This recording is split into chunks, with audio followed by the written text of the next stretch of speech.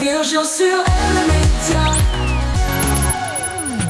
Et aujourd'hui, on parle littérature avec un écrivain et journaliste suisse qui a sorti le mois dernier son premier roman intitulé « D'où jaillira la vie », un récit percutant qui plonge dans les dilemmes d'un jeune journaliste confronté à la dure réalité de son métier.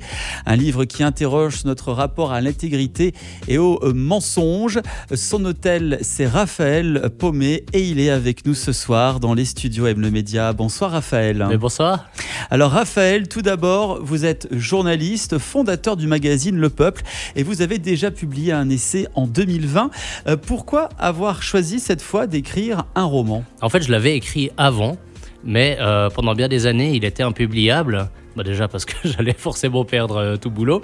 S'il sortait, c'est quand même assez percutant. Puis ça révèle un tout petit peu ce qu'il y a, disons, derrière certaines images un peu léchées qu'on aime donner de notre profession. Donc il était un peu dans un tiroir. Et puis aujourd'hui, c'est vrai que je suis libre. C'est-à-dire que j'ai une communauté autour de moi. Et ça n'a pas de prix, ça, cette liberté. Ouais, moi je vis pour ça. J'ai besoin de liberté. Je veux pas donner des ordres. Je veux pas en recevoir. Moi, je suis vraiment un électron libre absolu. Et donc, c'est ça qui me permet aujourd'hui de sortir ce roman qui a été aussi un peu retravaillé parce qu'il est encore très radical, mais il était encore beaucoup plus bourrin à la base. Alors, on va parler justement de ce roman qui met en scène ce journaliste, Bruno, un jeune journaliste qui refuse de travestir la réalité dans ses reportages, dans un monde où le mensonge devient une norme. Pourquoi avoir décidé d'écrire un roman autour de ce personnage ? C'est quoi le message que vous voulez faire passer ? En fait, je dirais que le message clé, c'était déjà le message de Solzhenitsyn. Dans le fond, c'est la question de savoir si le mensonge doit passer par nous. C'est-à-dire qu'on peut être dans un système qui est régi par le mensonge, il y a tout ça, mais comment l'arrêter ?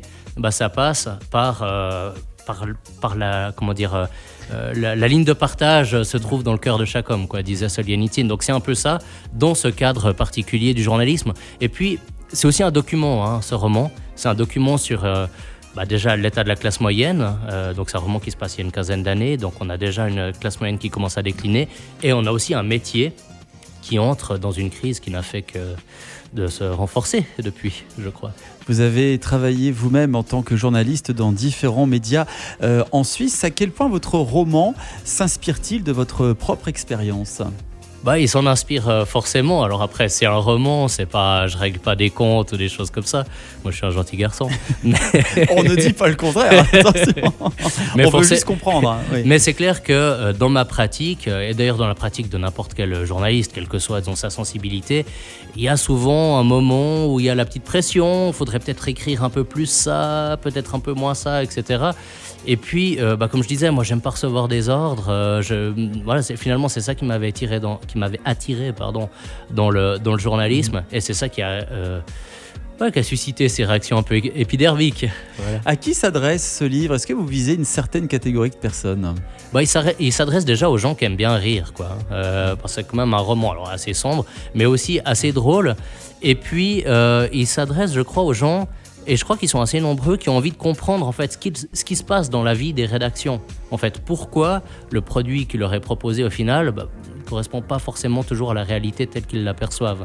Donc il y a un côté documentaire en fait que je trouve important dans mon roman. Et puis c'est un livre qui est très important pour moi. Il y a une dimension, c'est clair qu'il y a une dimension personnelle aussi dans le livre.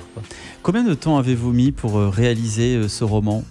Alors je l'ai écrit très vite quand je m'y suis mis et je l'ai terminé pratiquement le jour de la naissance de mon premier fils.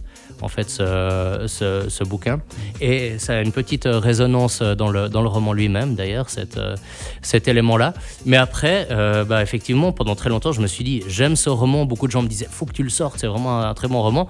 Mais moi, je me disais, mais si je le sors, ma vie sociale est terminée, Et donc, il m'a fallu beaucoup de temps pour l'écrire, très très longtemps pour le sortir. Vous avez beaucoup réfléchi avant de publier ce roman et vous l'avez fait. Voilà, vous avez trouvé cette force en vous. Il fallait le faire.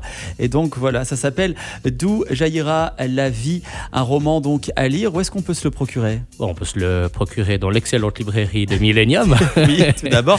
Et puis, alors justement, en parlant de la librairie Millennium, vous serez donc au Millennium.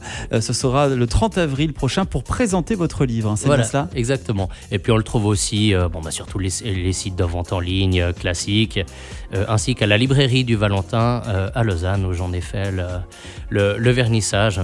Raphaël Paumet, D'où jaillira la vie, un roman, c'est votre premier roman d'ailleurs, et c'est à lire, donc c'est à retrouver à la librairie Millennium et partout ailleurs.